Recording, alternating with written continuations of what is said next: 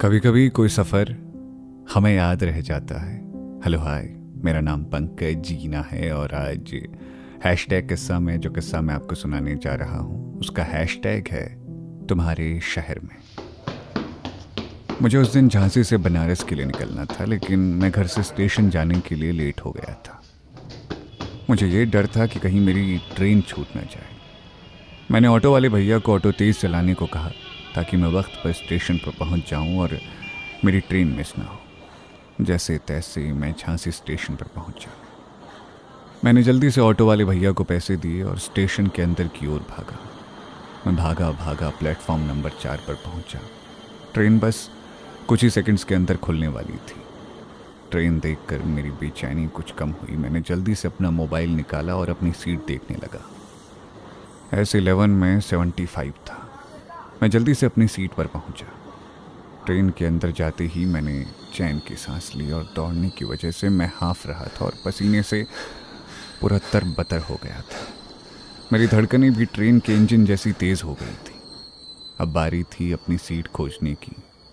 मुझे अपर सीट मिली थी। अपर सीट देखकर मैं और ज़्यादा खुश हो गया था, क्योंकि मुझे ट्रेन के सफ़र में अपर सीट ही पसंद आती है।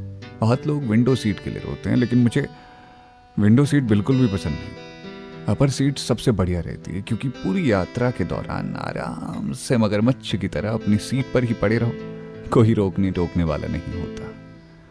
मैं अपनी सीट पर अपना बैग रखकर आराम से लेट गया कि तभी एक आवाज़ आई, जी उठिए, ये हमारी सीट है। आवाज़ किसी लड़की की थी। मैं उठकर बैठ गया। सामने से फिर से मधुर आवाज़ सुनाई थी, अरे जल्दी उठिए, ऐसे ही हम भागते भागते ट्रेन पकड़े, एकदम हालत खस्ता हो गई हमारी। मैंने अपना टिकट दोबारा चेक किया कि क्या पता जल्दी जल्दी में मैंने गलत सीट का नंबर देख लिया, इसलिए मैंने फिर अपना टिकट देखा। S11 seat number 75। अरे सही तो है, मैं तो अपनी सीट पर बैठा हूँ। आपको कोई गलतफहमी हो गई, अपना टिकट चेक करिए फिर से। मैंने उस लड़की को समझाते हुए कहा, जी हम ऑलरेडी चेक कर चुके हैं, आप जल्दी से उठिए, हमें आराम करना है, हम थक गए हैं। सामने से फिर उस लड़की ने मुझे मेरी ही सीट से उठने को बोला। ये क्या बात हुई?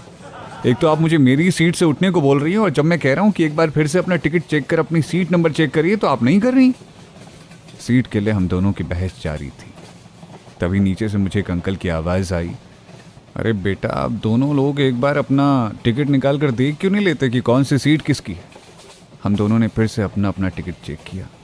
सामने से फिर उसी लड़की की आवाज़ आई, oh sorry sorry sorry, I am extremely sorry, मुझसे गलती हो गई। सीट देखने में मैंने जल्दी से 78 को 75 पढ़ लिया। वो क्या है ना, मेरी ट्रेन छूटने वाली थी तो मैंने जल्दी जल्दी में देखा नहीं, मुझे माफ़ कर दीजिए।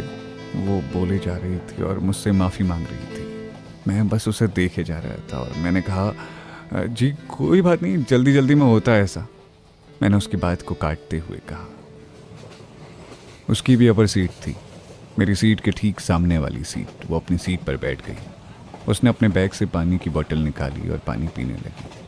थकने के कारण वो अभी भी हड़बड़ाहट में थी। मैं उसे कनखियों से निहारे जा रहा था। वो खुद से पता नहीं क्या क्या बातें किए जा रही थी। ट्रेन अपनी रफ्तार पर आ चुकी थी। ट्रेन ने झांसी स्टेशन को न जाने कब का पीछे छोड़ दिया था। हम दोनों लोग अपनी अपनी सीट पर लेटे हुए अपने अपने मोबाइल में व्यस्त हो गए, लेकिन मैं मोबाइल चलाकर अब ऊब चुका था। मेरी आदत है कि मैं सफ़र में किसी न किसी को बातें करने के लिए खोज लेता हूँ, लेकिन उस दिन मेरे करीब कोई नहीं था जिससे मैं बातें करके अपनी बोरियत मिटा सकूं। वैसे मेरे बगल में वो लड़की थी तो ज़रूर, लेकिन मुझे डर लग रहा था कि मैं उससे बातें करने की कोशिश करूँगा तो वो मुझे चीप ना समझने लगे। तो मैं चुपचाप अपनी सीट पर ही बैठकर इधर उधर लोगों को देखने लगा। कुछ देर बाद सामने से फिर एक मीठी आवाज़ आई, कहाँ तक जा रहे हैं आप? सामने से वही लड़की थी जिससे मैं बातें करने की सोच रहा था। जी मुझे बनारस जाना है। मैंने जल्दी से उसके सवाल का जवाब दिया। अरे वाह, मुझे भी तो बनारस ही जाना है, मैं बनारस की ही हूँ। उसने सामने से बोला, जी मैं बनारस का नहीं हूँ, मैं बनारस में पढ़ता हूँ, मैं झांसी से हूँ। वो कुछ दिनों के लिए कॉलेज की छुट्टी थी ना, इसलिए घर आया था। वैसे आप यहाँ क्या कर रही हैं? इस बार हिम्मत करके मैंने उससे सवाल किया। जी जैसे आपका कॉलेज मेरे शहर में, वैसे मेरा जो कॉलेज है वो आपके शहर में। मैं झांसी से इलेक्ट्रिकल इंजीनियरिंग कर रही हूँ। उसने मुस्कुराते हुए मेरे सवाल का जवाब दिया। वैसे आप बनारस से क्या कर रहे हैं? इस बार उसका सवाल मेरे लिए था। जी मैं BHU से BA कर रहा हूँ। मैंने कहा। अरे वाह, बीएचयू में आप, चलिए अच्छी बात है। वैसे कौन सा ईयर है आपका बीए का? उसने मुझसे पूछा। जी सेकंड ईयर। वैसे आपका कौन सा ईयर है इंजीनियरिंग में? मैंने उससे पूछा। जी मेरा भी सेकंड ईयर ही है, उसने जवाब दिया। ट्रेन के साथ साथ हम दोनों के बीच ये सवाल जवाब का सिलसिला नॉन स्टॉप चलता जा रहा था।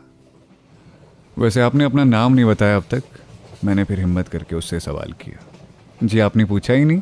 वैसे साक्षी नाम है मेरा, साक्षी यादव, उसने हंसते हुए कहा। और आपका नाम? जी मेरा नाम वरुण पाठक है, मैंने हल्की मुस्कान के साथ उसके सवाल का जवाब दिया। मुझे यकीन नहीं हो रहा था कि जो लड़की अभी थोड़ी देर पहले मुझसे लड़ रही थी, अब वो मुझसे इतना हंस हंस कर बातें करे जा रही थी। शायद एक ही कारण था इसका, वो भी मेरी तरह बातूनी थी।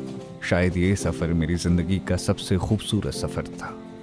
वो मुझसे बातें की जा रही थी और मैं चुपचाप बैठकर उसकी बातें सुनते हुए उसे निहारे जा रहा था। कितना सुकून था उसकी बातों में। ट्रेन भी अपनी रफ्तार से पटरी पर भाग रही थी। रात के 1 बज चुके थे और हमारी बातें अब भी जारी थी। मैं उसे देखते हुए मन ही मन सोच रहा था कि काश ये सफ़र कभी ख़त्म ना हो। वो सो चुकी थी और मैं अपनी सीट पर लेटे लेटे उसे निहारे जा रहा था। उसे देखते देखते मुझे नींद ने कब आगोश में ले लिया मुझे पता ही नहीं चला। अरे उठो, सुबह हो गई, बनारस आ गया है, तुम्हें उतरना नहीं है क्या? यह साक्षी की आवाज़ थी। उसकी आवाज़ सुनते ही मैं उठकर बैठ गया। मैं अब भी कच्ची नींद में था। बनारस आ गया? इतनी जल्दी कैसे आ गया बनारस? मैंने अंदर ही अंदर थोड़ा दुखी होते हुए कहा। मैंने सोचा था कि सुबह जल्दी उठकर फिर से साक्षी से ढेर सारी बातें करूंगा, क्योंकि ट्रेन के बनारस पहुंचने का समय 10 बजे था। मुझे खुद पर बहुत गुस्सा आ रहा था कि मैं सुबह जल्दी क्यों नहीं उठ पाया। अरे जल्दी उतरो यार, वरना ट्रेन आगे निकल जाएगी, साक्षी ने अपना सारा सामान समेटते हुए कहा। मैंने भी जल्दी जल्दी अपना बैग उठाया और ट्रेन से बाहर उतरने लगा। अब हम दोनों अपनी ट्रेन से उतरकर वाराणसी कैंट पर आ चुके थे। हम लोग स्टेशन के बाहर निकल ही रहे थे कि साक्षी मुझे छोड़कर सामने दौड़ने लगी। मैंने सामने की ओर देखा, उसे स्टेशन पर लेने उसके पापा आए थे। मैं वहीं रुक गया और वो अपने पापा के साथ जाने लगी। मन तो किया कि जाकर पूछ लूँ तुम्हारा घर कहाँ है, लेकिन मेरी हिम्मत नहीं हुई और न ही ट्रेन में मैंने उससे पूछना चाहा। उसने मेरी तरफ देखकर बाय का इशारा किया और अपने पापा के साथ जाने लगी। मैं उसे खड़े होकर जाते हुए देख रहा था और वो मेरी आंखों के आगे से ओझल हो चुकी थी। सफ़र के साथ ही मेरी ये छोटी सी खूबसूरत सी कहानी ख़त्म हो गई और तभी मेरे कानों में आवाज़ पड़ी, लंका बेचियो, लंका बेचियो, लंका बेचियो। और मैं मुस्कुराकर अपने हॉस्टल की तरफ निकल पड़ा।